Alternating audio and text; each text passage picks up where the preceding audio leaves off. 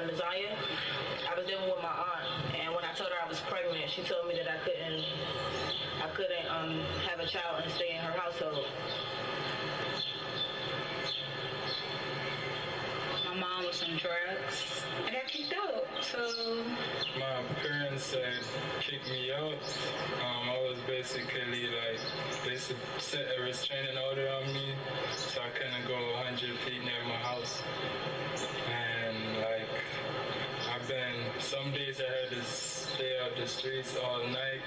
Most of the time it isn't the youth's fault, the position they're put in. Like, I was an excellent kid. I went to school every day and I got good grades, excellent grades. I participated, I volunteered. But I still had a messed up life, you know what I'm saying? Like, it wasn't my fault. My mother was incarcerated in 2009. Me and my uncle got into a physical altercation due to his intoxication. And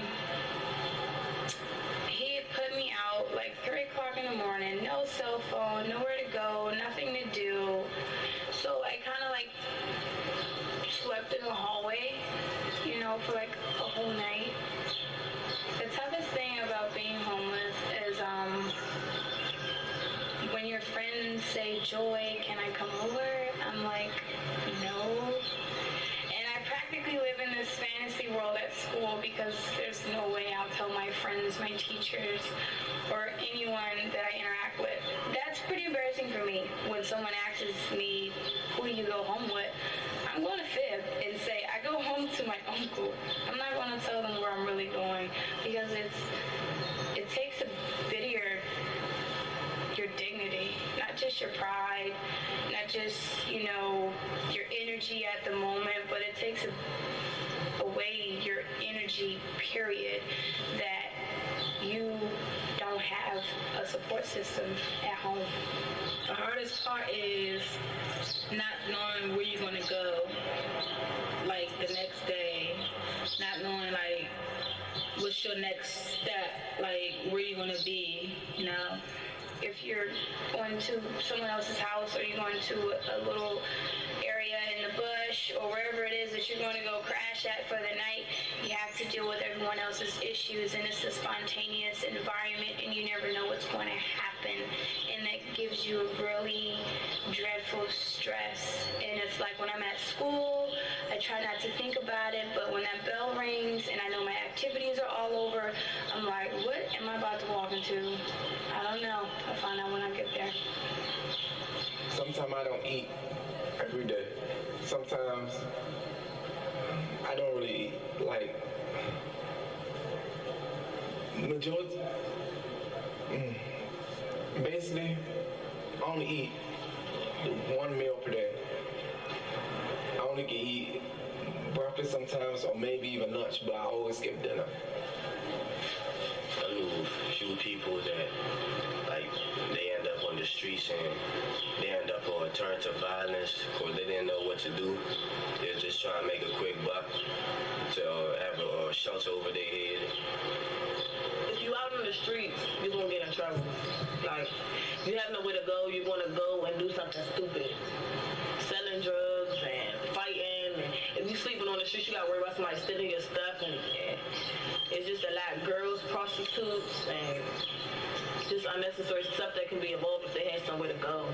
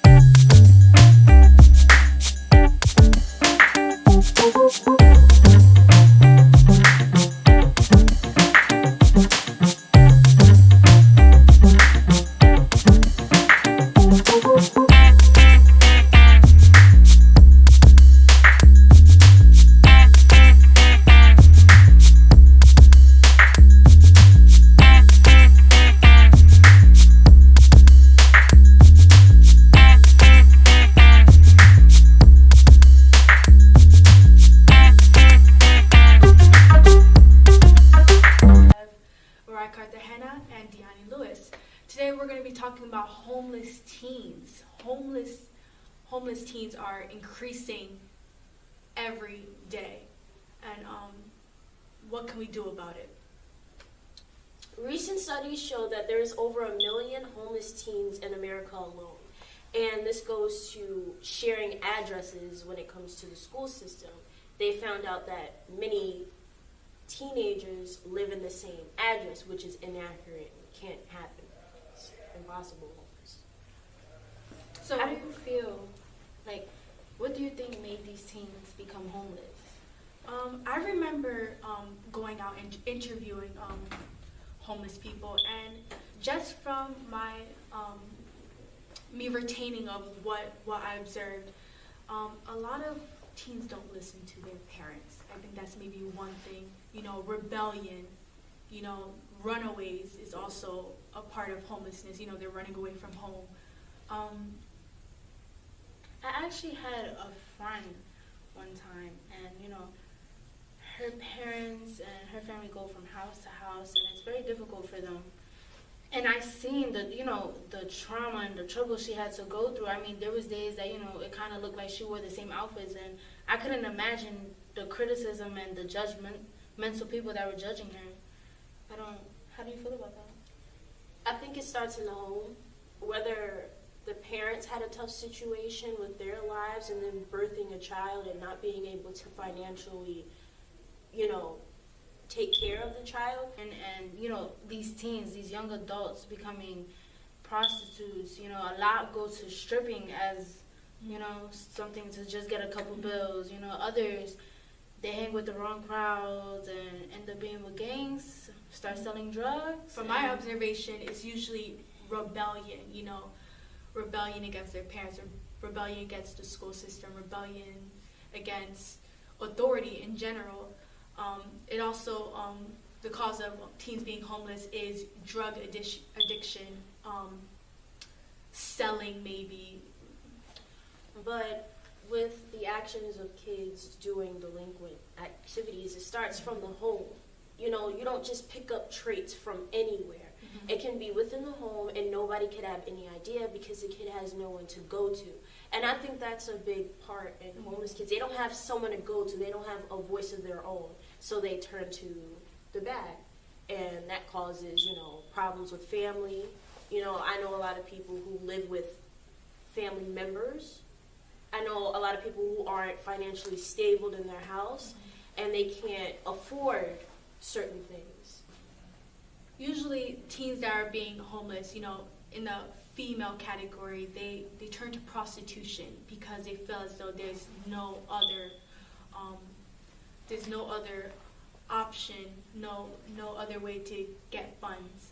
And, it really breaks my heart because, especially when I go to New York and I'm going on the train and I see all these homeless people just sleeping on the sides, using whatever, maybe a trash bag to cover themselves as a blanket. Like, that is just insane. And, and I'm just thinking, where are their parents?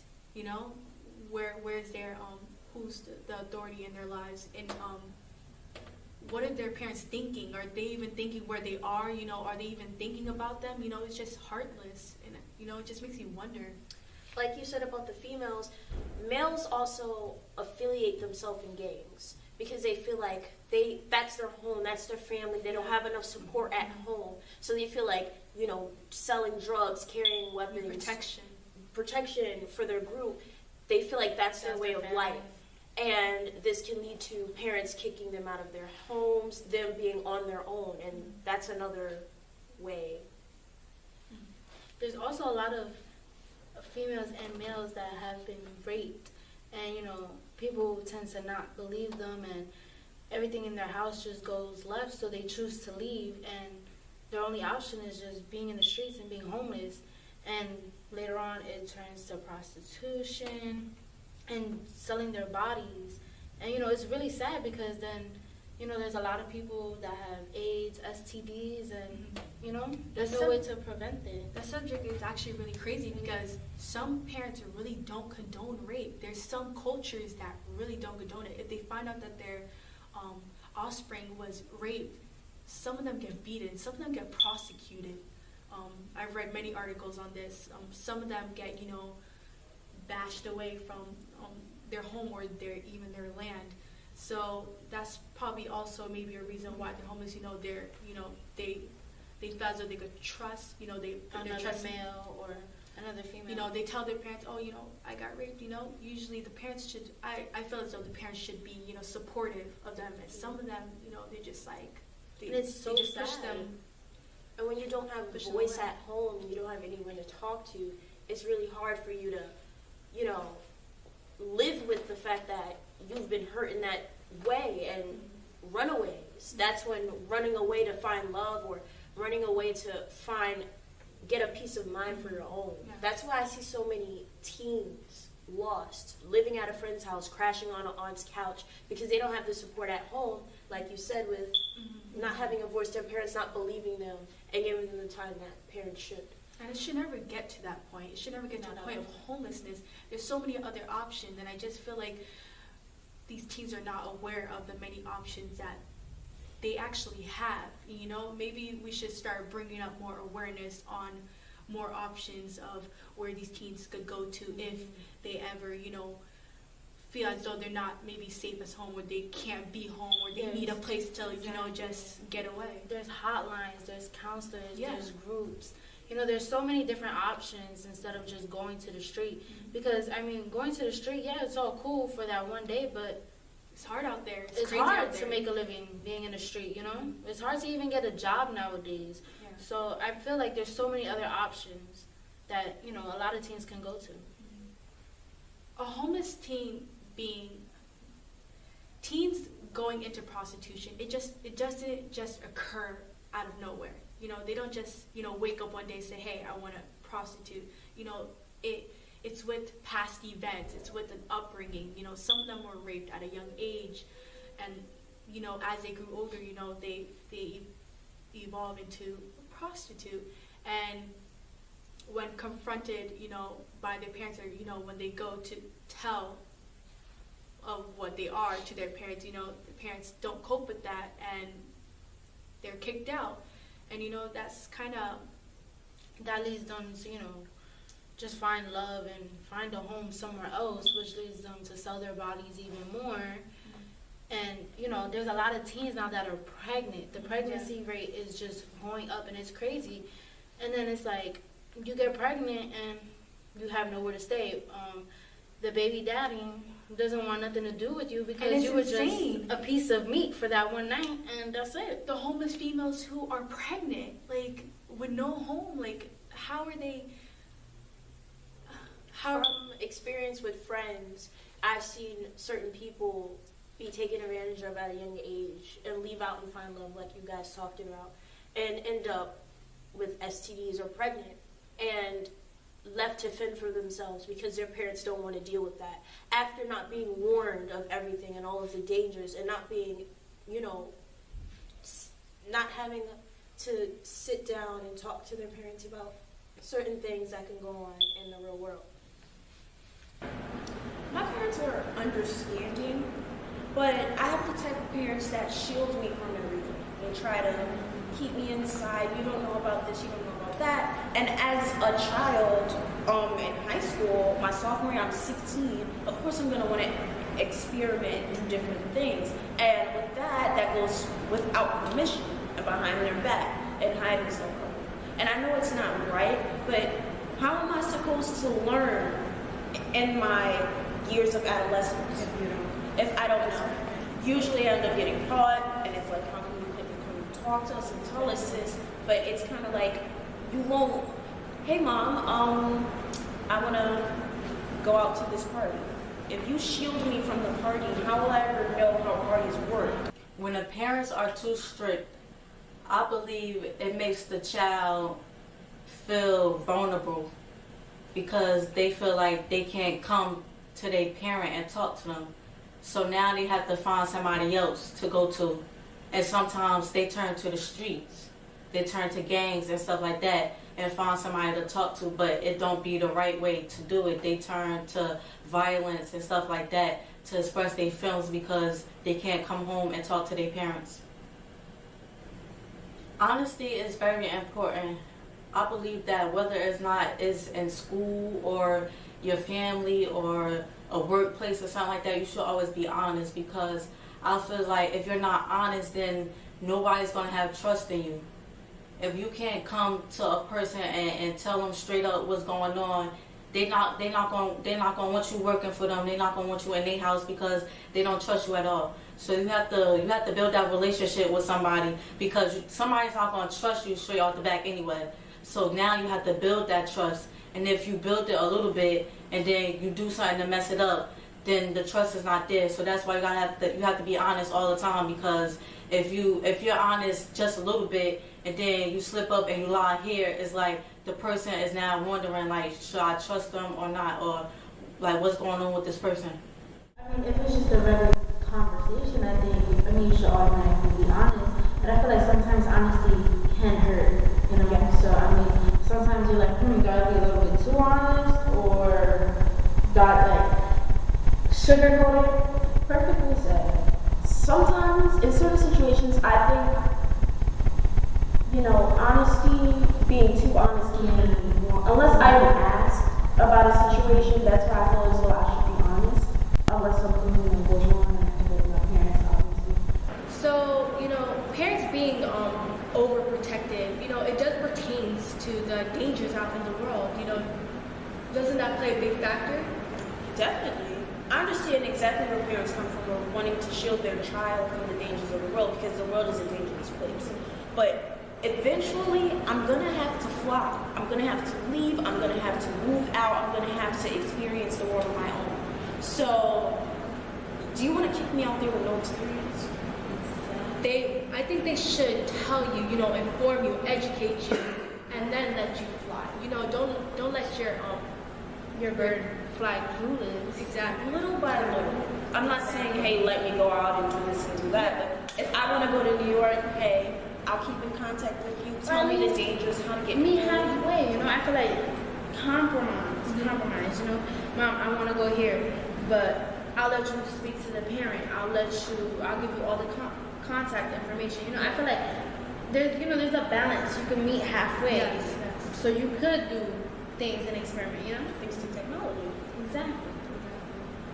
Being honest to your parents is very important, because the more you don't tell them, the more they don't know. So basically, whatever you hold in, they really don't know. And when you come to them, and when you wait, the longer you wait to come to them and tell them, they really don't understand what you're going through. Or even if your parent is not that approachable, or you think they're going to say something, you still should always go to them and tell them, because that's how you build a bond with your parents. You have to talk to them and you have to build that relationship. And if neither one of you are trying, then y'all won't have a relationship. Can it be detrimental to the child by not being honest? It can be detrimental to the child if they are not honest, because you're living in a whole fairy tale, in my opinion. Like, you're not telling anybody what you're doing or what's happening. So I feel like you should be honest, because when you're honest, more stuff come out of being honest than lying or not telling somebody at all.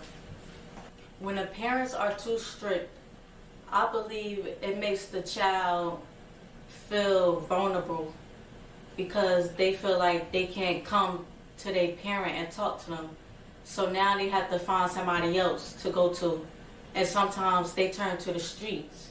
They turn to gangs and stuff like that and find somebody to talk to, but it don't be the right way to do it. They turn to violence and stuff like that to express their feelings, because they can't come home and talk to their parents.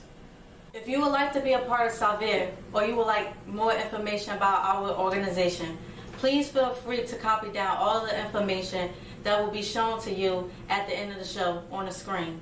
Sauver helps a lot of youth in the community, saving them one hand at a time. Stop anger, unfold violence, educate, and redeem. Sauver. But I feel like sometimes honesty can hurt, Yes. So, I mean, sometimes you're like, do I be a little bit too honest, or do I, sugarcoat it? Perfectly said. Sometimes, in certain situations, I think, honesty, being too honest can be wrong. Unless I'm asked about a situation, that's where I feel as though I should be honest. Unless something, goes wrong and I have to go to my parents, obviously. But as far as coming to my parents whenever I like someone or whenever I want to experiment with certain things in life, I think honesty comes out if they ask me or if they're concerned about my life. And as a parent, they should take it. I think that parents, they try to stop what you're doing. They try to stop your experiences and try to hide things from you when, honestly, I believe that we should be exposed to it. You should teach us right from wrong. Teach us, hey, I know you might be interested in this, but here comes the... Especially if they experienced it, Exactly. And I feel like nowadays, since you would think that they've been through so much that they will be there to guide you a little bit more and be a little bit more supportive. Mm-hmm. But I don't feel like people really get that. I know people's parents' parenting differs. With my mom, she, there's some parents that, they tell you, like, they're very protective. They tell you not to do this and that. With my mom or with my father, they're the type to, tell me about certain things, tell me to not do this and that. But at the end of the day, they let me go out and experience. And then, when I fall into a hole or, I go back to them, they're like, I told you so. Yeah. They let me experience it. I'm grateful for that, I agree. Thank you for watching Sauver Teen Talk Show. Sauver meaning stop anger, unvote violence, educate, redeem. Tune in next time.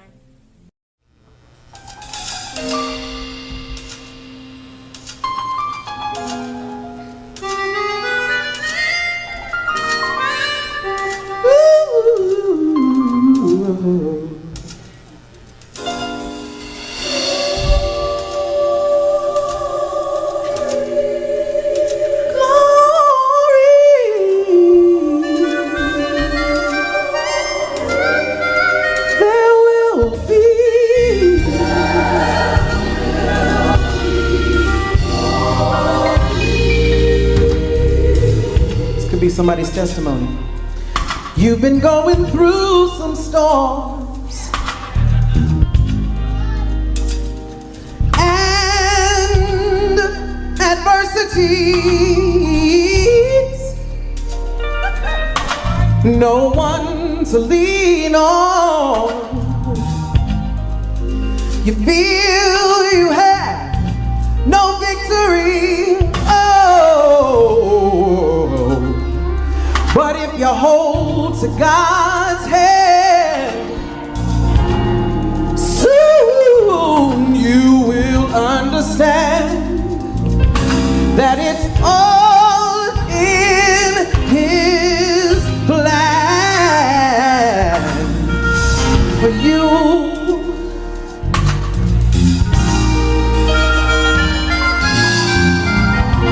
You may have even asked yourself the question, will I ever win?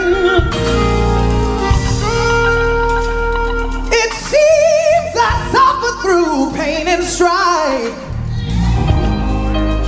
and when I'm rising, I fall again. Oh, but the word declares, if you suffer with Him, you'll reign with Him.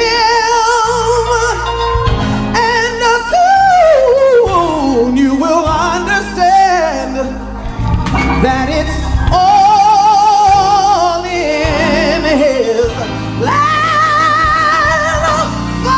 for you.